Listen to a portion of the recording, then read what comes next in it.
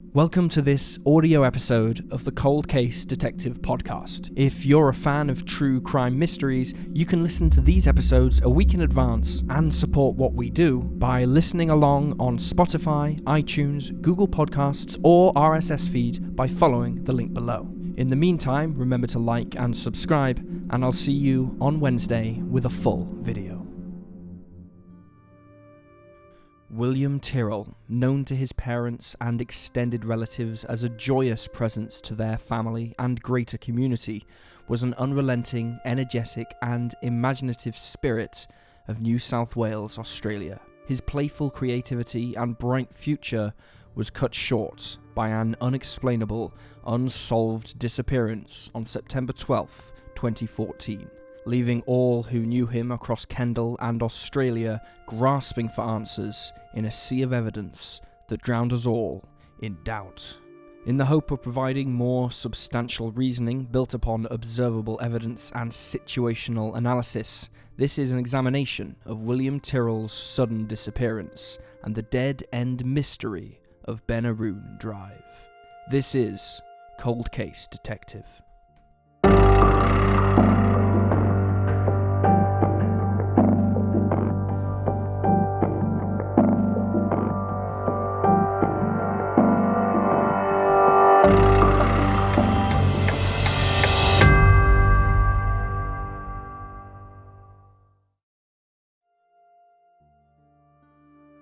William Tyrrell was born on June 26, 2011, to parents Brendan Collins and Carly Tyrrell in the suburbs of Sydney, Australia.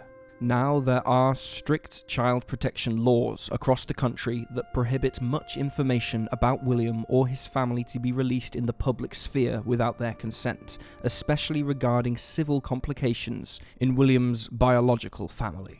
However, a bit of information regarding his parents' history was approved for publication by the New South Wales Supreme Court and quickly reported on via familial interviews, providing at least a partial look into William's early life.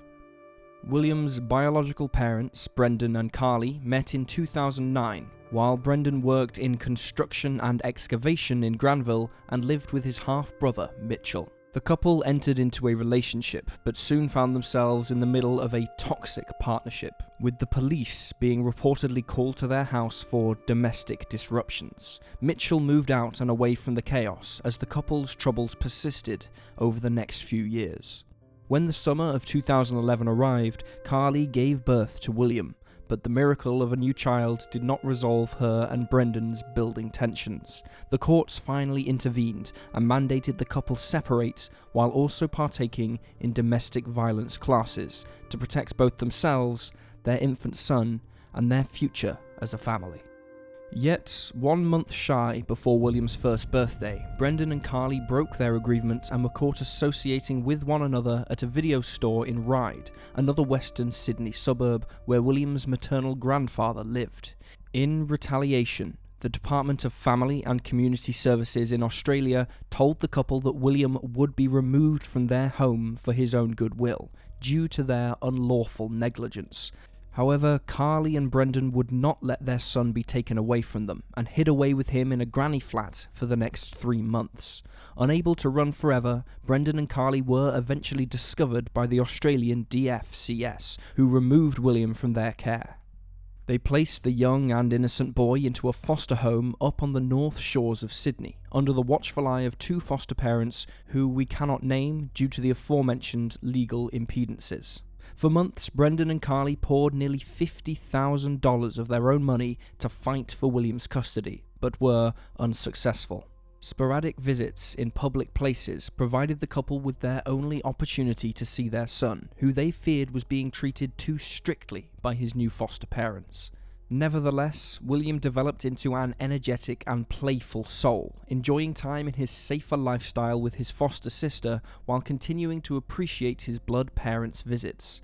Brendan's mother, Natalie Collins, told the Chronicle that her son had a tight-knit relationship with William, claiming there to be a real bond between father and son.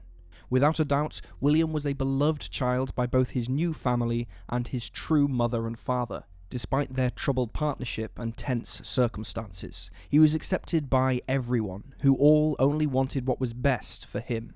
He was put into preschool and fell in love with learning, whilst enjoying a growing list of activities allowed by his foster parents, including special trips to a foster grandmother.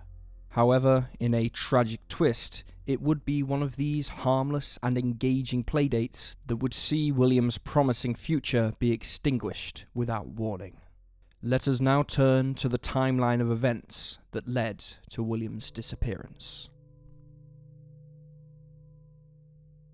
On the morning of Thursday, September 11th, 2014, Carly Tyrrell prepares to see her son, 3-year-old William Tyrrell, at one of her infrequent visitations set up by the Australian courts. However, she receives words that plans have been changed, and William is scheduled to go on a special trip with his foster family instead. Later that same morning, William is picked up early from preschool and, along with his sister and foster parents, travels 4 hours from the Sydney suburbs to Kendal in New South Wales to visit their foster grandmother. William's foster grandmother, on his foster mother's side of the family, lives on Benaroon Drive, just across from the Kendal State Forest Bushland Road. The following morning, on Friday, September 12th, William and his sister decide to take advantage of the fine weather and play outside. They are joined by their foster mother and grandmother, who watch the children from the front porch. At around 9 a.m, William and his sister ride bikes in their driveway. Unbeknownst to them or their parents, a sedan, later described to be either green or grey, drives past the house and into the dead-end street nearby, turning around in a neighbour's driveway and heading back onto the main road. Roughly between 10 and 10:25 a.m, William plays what is theorized to be a game of hide-and-seek with his sister around their grandmother's property. He uses the balcony outside the back of the house a few times as a hiding spot, but stays within earshot of his guardians and does not leave the area. This is the last confirmed sighting of William Tyrrell. At around 10:25 a.m, William's foster mother quickly runs into the kitchen to make a cup of tea. She hears her foster son imitating a tiger's roar from the outside of the house as he runs along the structure's side. 5 minutes pass, and at about 10:30 a.m, William's foster mother realizes she hasn't heard William for a few minutes and runs outside to look for him. She briefly searches both the backyard and front yard, calling out his name, but finds no trace.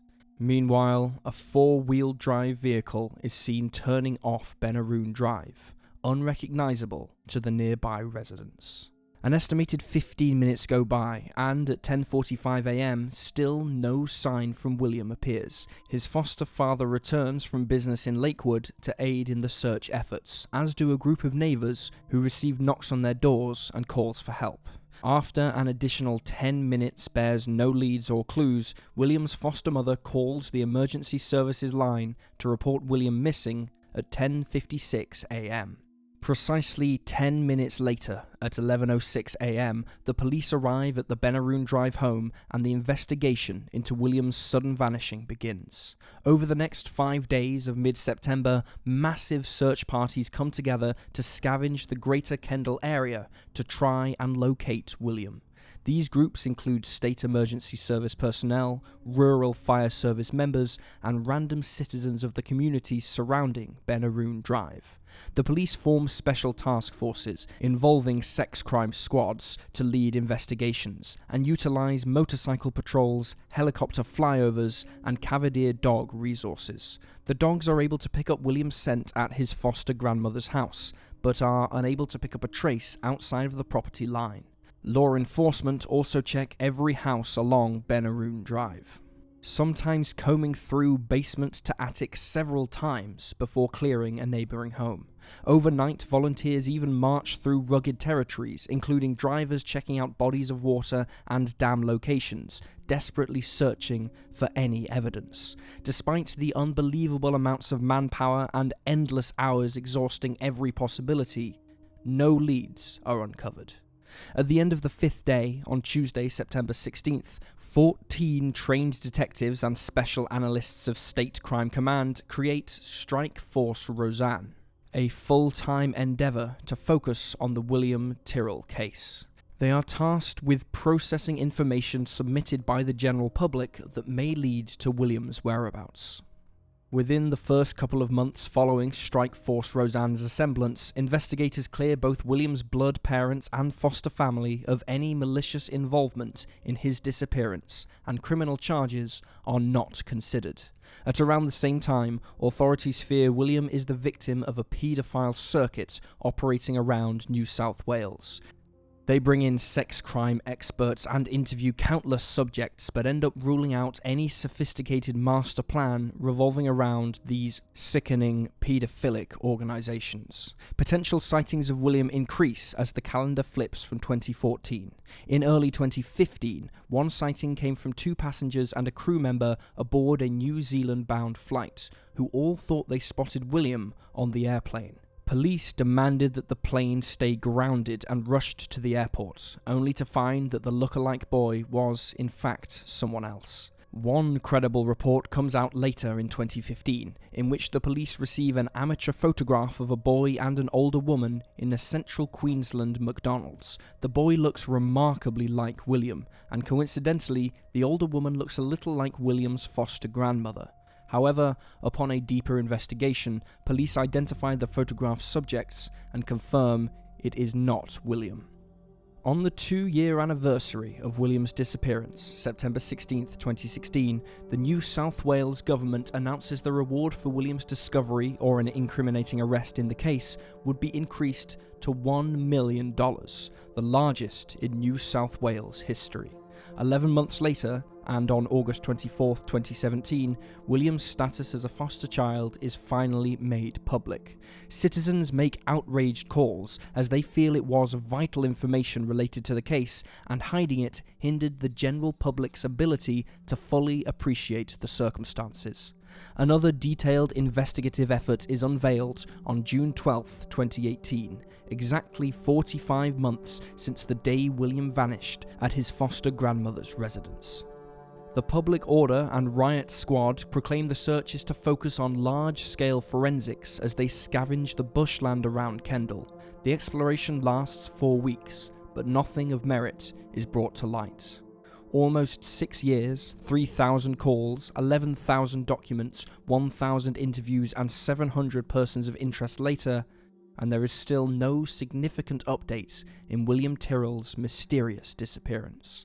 While neither police nor the coroner's office have officially determined William's fate, homicide investigators remain the lead investigators in his case, believing murder to be probable.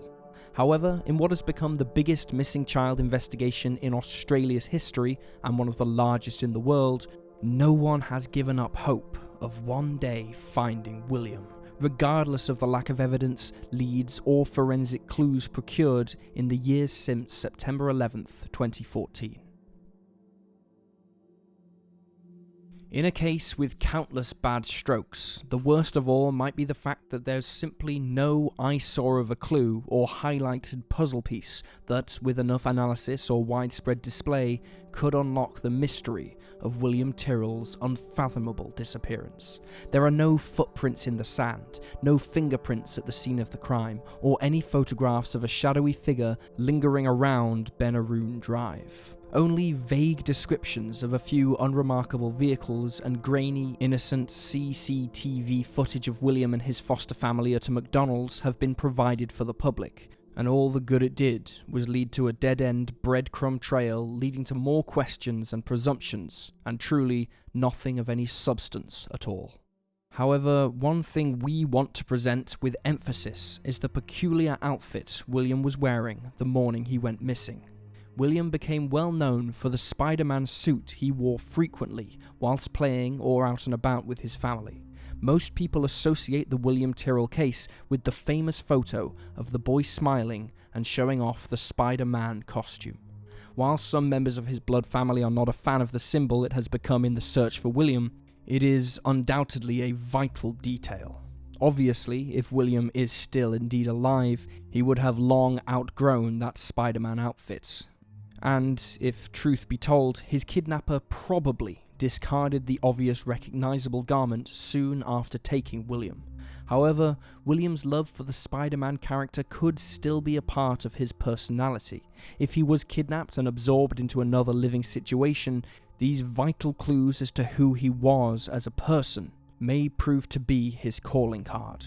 Although it is very little to go on, it may be the best shot we have. And in pursuing this line of thought, to remind people that if they should ever come across a suspicious situation featuring a young boy or a discarded Spider-Man suit, or a combination of the two, to reach out to the authorities.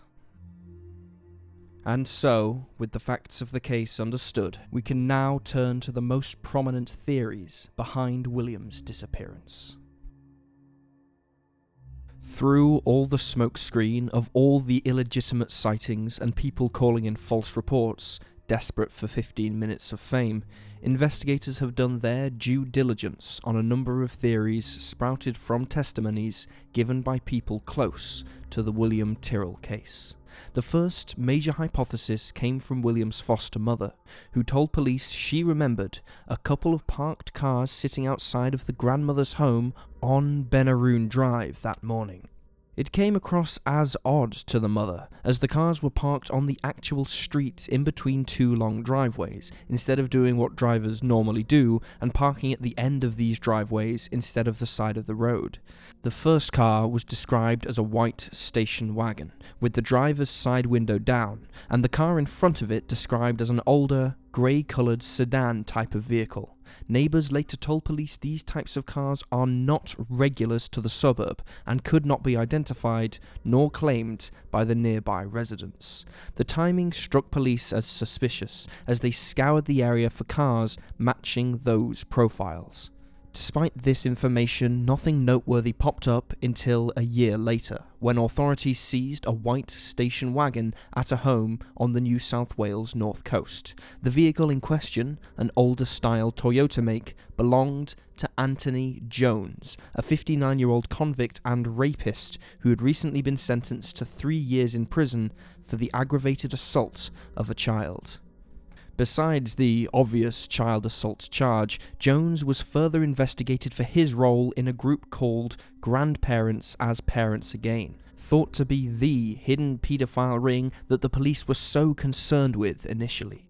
Despite the incredibly suspicious details of Jones and his vehicle, law enforcement ran intense forensic scans and came away with zero incriminating evidence, and Jones was never further considered as a serious suspect. Earlier in the same year, around January of 2015, police were focusing on another questionable figure, that of washing machine repairman Bill Spedding. Bill had been hired to inspect the appliances in the home from which William disappeared from, and was assisting with repairs at the time of the vanishing. Authorities searched both his private residence and his place of business, draining his septic tank for evidence and removing his vehicles, computers, and mattresses for forensic testing. Both Bill and his wife pled for their innocence, stating that the publicity received from the investigation was destroying their lives and sending them into psychological turmoil.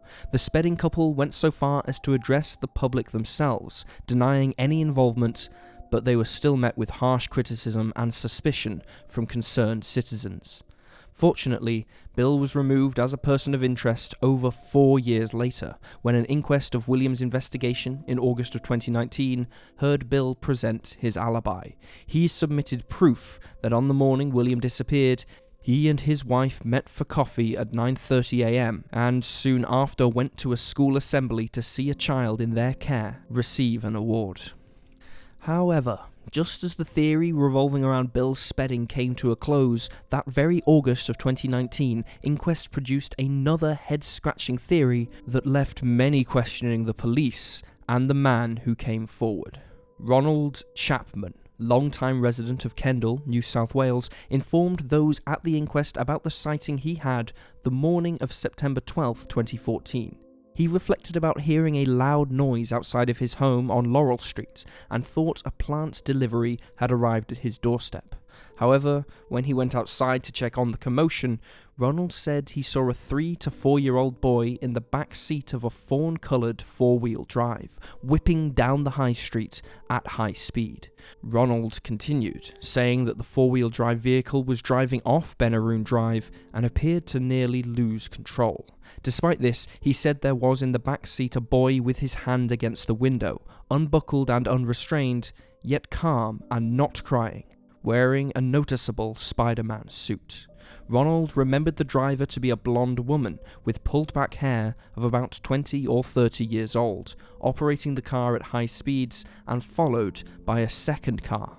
This one, a blue sedan, driven by a middle-aged man and on the wrong side of the road, also travelling at higher than normal speed. The questionable component to Ronald's story is the period of time between his sighting and when he alerted the proper authorities. He spoke at the inquest of his initial thought that the police would go to him as part of their neighbourhood patrol, officially stating, quote, "The detective in charge made several announcements on TV that they were going to come and interview people within a 1-kilometre radius." Yet the knock on the door never came, and Ronald's vital piece of information was delayed. He waited an additional few weeks before approaching the sister of a police officer at the Kendall Services Club and gave her the message to pass on to law enforcement. However, it would be another 6 months before an official interview was scheduled by police, meaning over 1,000 days passed between Ronald potentially seeing William Tyrrell at the time he disappeared and the police hearing his testimony. In this instance, both the authorities and Ronald waited entirely too long to act on this massive piece of evidence. Every minute is precious when attempting to find a missing person, and the woman driving the fawn-coloured 4-wheel drive and the man behind her could very well be suspects. Ronald Chapman is supposedly a highly respected member of the Kendall community, but some have their doubts of the validity of his statement, wondering why there are no other eyewitnesses of this reckless driving in a quiet suburb, or if it's an example of false memories, a common phenomenon in such high-profile and tragic cases. To this day, Ronald's claim is still under active investigation. Of course, as is natural with every high-profile missing child case, the parents are brought into questioning by both investigators and curious members of the public. William Tyrrell's disappearance adds another layer to that issue, when considering he was under the care of a foster family and his biological family fought tooth and nail to retain custody. Many have wondered if William's biological parents were involved in his disappearance themselves, pointing to their custodial efforts, negative domestic history, and the fact that they kept William hidden from social services for 3 months in a flat unknown to authorities. However, police have kept a watchful eye on Brendan and Carly, and it just doesn't seem to make sense for them to be rendered as serious suspects. While they shouldn't be ruled out until William is found, the fact of the matter is both biological parents have hardly been able to take care of themselves since their son went missing, let alone hide a young boy from countless police and government specialists for the better part of 6 years. Their residences and personal belongings have been thoroughly searched, and not a shred of doubt has been found. While their abusive relationships and domestic negligence is severely concerning, law enforcement does not seem to see them as suspects at this time, as is the same case with the foster family. Of all the sightings and theories, one spiderweb of testimonies and disturbing behaviour revolving around one man, convicted paedophile and accused murderer Frank Abbott, remains to be the strongest hypothesis yet, built from evidence brought forth by a series of witnesses at inquests held in August 2019 and March of 2020. Because these interviews were conducted so recently, most interviewees have been kept unidentified for legal reasons. Part of the theory originates from a story told to the courts by an unidentified woman who claimed she was babysitting 2 brothers when they turned to her and told her that a man by the name of Frank Abbott had told the brothers verbatim, "I know who killed William." The brothers continued, informing the woman that Frank had killed William and buried him in a suitcase, but that they hadn't seen the body. The youngest of the 2 brothers was frightened and didn't want to tell an adult for fear of being hurt. later saying Frank threatened to snap their mother's neck if they spoke out, but the eldest brother convinced him to share with their babysitter. The woman claims the brother's admittance came when all three were listening to Bring Him Home, the song from the musical Les Miserables, which had become a national symbol in William's case. The woman wasted no time and told her brother's mother, who felt it wasn't make-believe, and reported it to Crime Stoppers. Frank had been convicted on sexual offences prior to this testimony and was in prison at the time of the March 2020 inquest. He was actually listening in via a webcam from his prison cell and was asked if he wanted to question the woman's story about the brothers. Frank calmly removed his glasses and stated, quote, "She is only a young girl. She has been through enough already." However, this was not the only time Frank's name had been brought up in William Tyrrell's investigation. At the March 2020 inquest, former shop owner Jan Anderson recollected about the time Frank did repair jobs at Top Takeaway in town. She mentioned how she and her son, Dean Anderson, were wary of his unsettling aura and told the court, quote, "He always used to be friendly to the children. We just had a feeling we didn't trust him around them. We made a particular point of not having the children or grandchildren near Frank." Yet, one afternoon, Dean talked to Frank regarding a strange smell he experienced. Dean said at the inquest, quote, "Frank kept going on about a bad smell around the Logan's Crossing area. We said it was probably a dead kangaroo. He said," quoting Frank now, "I know the difference between a dead kangaroo and a dead human." Logan's Crossing was near the bushland in the vicinity of William's disappearance and would have been a major clue for police to pursue. The court asked Jan if Frank had ever reported the smell to law enforcement, and Jan said Frank told her, quote, No, I'm not going to do that. If there is something up there, I will get the blame for it." In the same testimony, Dean Anderson admitted Frank made a second suspicious comment about William Tyrrell's case. Dean stated, quote, "Frank made a comment he thought they were searching in the wrong spots for William Tyrrell, which seemed like a very strange comment to make." As if the incriminating testimonies couldn't pile up even more, another gentleman by the name of Danny Parrish was brought in for the March 2020 inquest. The Parrish family had owned large properties on which Frank Abbott had lived at one point. Danny told similar stories to those of Dean Anderson, claiming Frank wouldn't stop telling the Parrish family and their neighbours that he supposedly knew where William Tyrrell was. Danny said Frank had threatened him many times, acting out belligerently, screaming, quote, "I've been up before the court twice for murder, been dismissed by the judge, and I'll go to jail any time. I'll get 3 square meals a day." Danny said he lived in fear each moment Frank was around him after that tirade, and Danny had good reason to believe him, for Frank had been tried twice in the 90s for the 1968 murder of Helen Harrison, but escaped due to a hung jury in the first trial and an acquittal ruling in the second. Before Frank was arrested for another child molestation case, he told Danny one final time about William Tyrrell's fate. He said, quote, "I know where William Tyrrell is. Why don't you check Jeff Owen's place?" Jeff Owen had been a recently announced suspect in the police's investigation due to his history as a handyman in Kendall, and was actually installing a deck at William's foster grandmother's house prior to September of 2014. How Frank could be certain of Owen's involvement was unknown, and seemed to be more like a deflection of guilt than any sign of superior knowledge.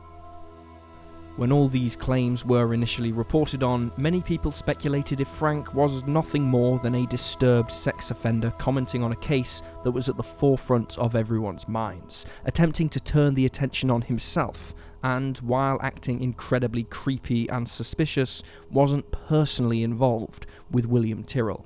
Disturbed minds like his have been seen in previous cases, making weird comments to do nothing but stir up trouble. He had said a lot of strange things to a lot of New South Wales residents, so why take these seriously all of a sudden? Well, the answer may reside in one more testimony, heard by the courts mere days before the inquest was suspended due to the coronavirus pandemic. The story was told by an aged care nurse who started working at Port Macquarie 4 years after William vanished, by the name of Kristen. One day at work, Kristen was administering medicine to a few of her patients when a physically declining man named Ray Porter approached her. Ray remarked how Kristen had, quote, one of those faces you can trust. When she asked Ray what he meant by that, he requested he would have no more visitors. He continued, telling Kristen, I didn't do anything wrong. All I did was give my best mate and that boy that went missing in Kendall a lift. Kristen told the court Ray was specifically talking about William Tyrrell and that he was incredibly uncomfortable, distressed even, during the conversation. Yet Ray carried on nonetheless, informing Kristen that he had picked up his best friend and William from a shed behind Kendall Public School and drove 300 kilometers northbound. Kristen then passed this information on to the hospital service manager, Tara Schofield, who alerted police. However, Ray died at the end of 2019 and could not be officially questioned as part of the investigation. Before he passed, though, he did repeatedly talk to Kristen and other nurses about two of his close friends. One man by the name of Phil and another by the name of Frank. The court confirmed with witnesses that the Frank in question was indeed Frank Abbott, but it is still unconfirmed that the best friend mentioned by Ray in his story about driving a man and William north of Kendall was Frank. It is important to note that Ray Porter's story does not incriminate Frank Abbott of any crimes against William Tyrrell. Ray did not name Frank Abbott by name, and it could have been another friend. However, the amount of horrifying stories bringing to light Frank's nature and odd behaviour goes a long way beyond circumstance. Again, there is no forensic evidence or physical proof Frank was connected in any way to the entire ordeal, but the mounting pile of statements suggesting he was an active follower of the Tyrrell case leads many to believe something more sinister is in play. Combined with Frank's history of paedophilia and homicide accusations, he is the suspect whose name keeps coming up and holds the most weight, feeding theories that seem to become more and more clear of one thing. Frank Abbott is guilty of something, whether it be steering investigators in the wrong direction, or worse, kidnapping and murder. Before we divulge our hypothesis of William Tyrrell's unsolved disappearance, we want to make it known that our conclusions presented in Cold Case Detective are purely logical speculation based on evidence, circumstance, and factual subtext. We are only privy to the same information presented in each video, and we do not promise certainty or an expert guarantee on the findings we reach in closing. We simply observe, research, and report. It's tricky to form a solid conclusion in William's case, solely because the inquest taking place in March of 2020 was providing so much critical information for the investigation, but was halted due to health concerns surrounding the coronavirus pandemic. There were still 2 days to go in questioning key witnesses, and thus a pivotal piece of evidence or testimony could have been delayed. Obviously, nothing that was produced during the inquest was incriminating enough to arrest anyone or for charges to be levied by prosecutors. However, it's worth wondering if a clearer picture could have been made with just one more day of factual presentation. Nevertheless, with the information gathered, we simply cannot ignore the unending claims made against Frank Abbott and his history of paedophilic violence. He displays many key behaviours of similar killers, like spending time around the scene of the crime, refusing to stop mentioning the case to anyone who would listen, and withholding a possible lead from police in fear of law enforcement's suspicion. He has hurt children on multiple occasions and was tried twice for murder he brags to have gotten away with. He was best friends with a man whose dying wish was to alert a nurse he had made contact with William Tyrrell the day he disappeared, claimed to have knowledge of William's resting place, and was a menace to citizens all around New South Wales. Could he have just been an example of an attention-seeking, severely mentally ill child abuser ranting about the biggest news stories? Perhaps.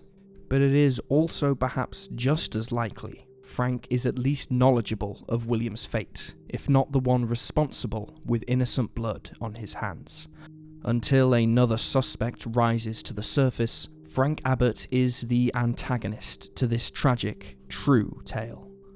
There is one final point to be made. It is very important to remember that despite all of the grim testimonies and evil nature of the case, there is no proof that William Tyrrell is dead. Many believe he could still be alive, and it's our duty to spread the word so he can be brought home as such. William deserves our strongest efforts, for his potential in the world was only beginning.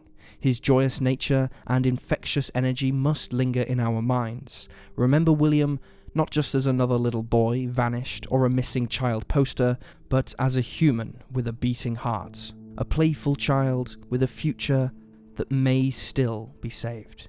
What happened that fateful morning on September 2014 should not be considered the end of William's narrative.